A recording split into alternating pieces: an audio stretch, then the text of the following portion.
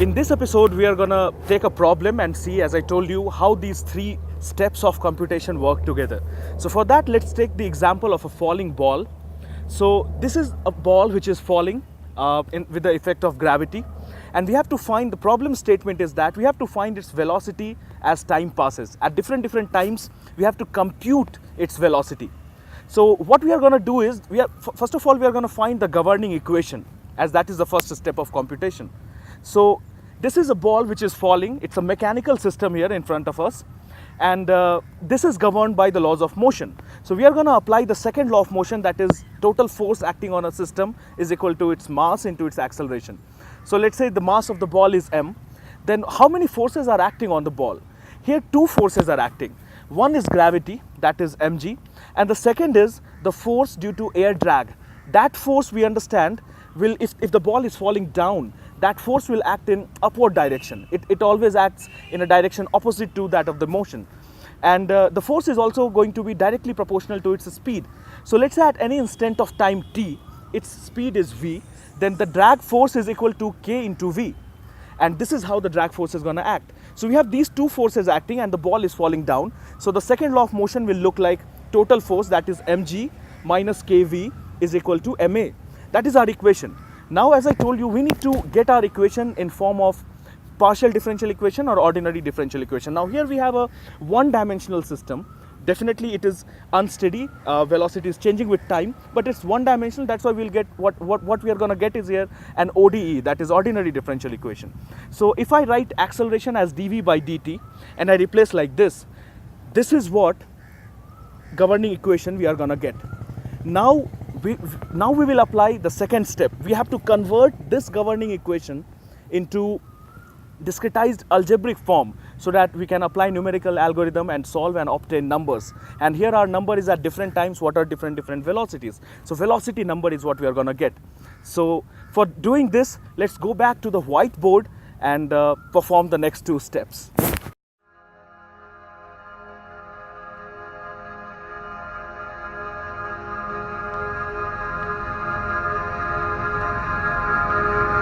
Before we start going to whiteboard and start solving, applying these two steps that we discussed in this particular problem, I want to talk to you about two things in particular. First of all, if you look at this equation, you can easily find out that we can have the analytical solution for this particular equation. Definitely, it's a simple model, and I told you also that I'm going to first of all take a simple example.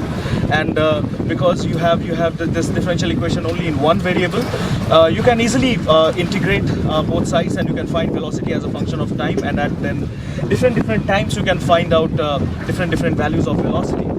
But we are not going to do that, because that is not the aim of this particular discussion. We need to learn computation. So I'm not going to find the analytical solution.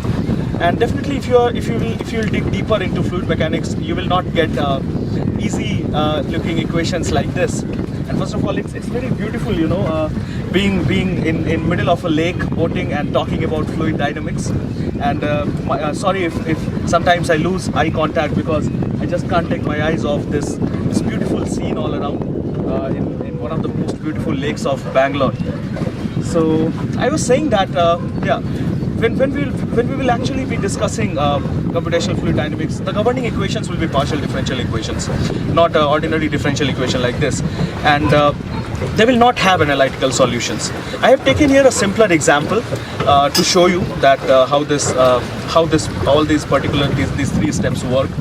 So that is one thing. So we are not going to find the analytical solution. We are going to do the algebraic. We'll convert this equation also in algebraic equation, and this will be a simpler, easier case. Now, second thing that I want to talk about here is that so many people and many of my students ask me that when I was starting CFD, why did not I start with talking with softwares? Like, why didn't I start teaching them about ANSYS or other commercial packages that are available? Now, understand one thing, that learning software is not about learning computational fluid dynamics or learning computer simulations.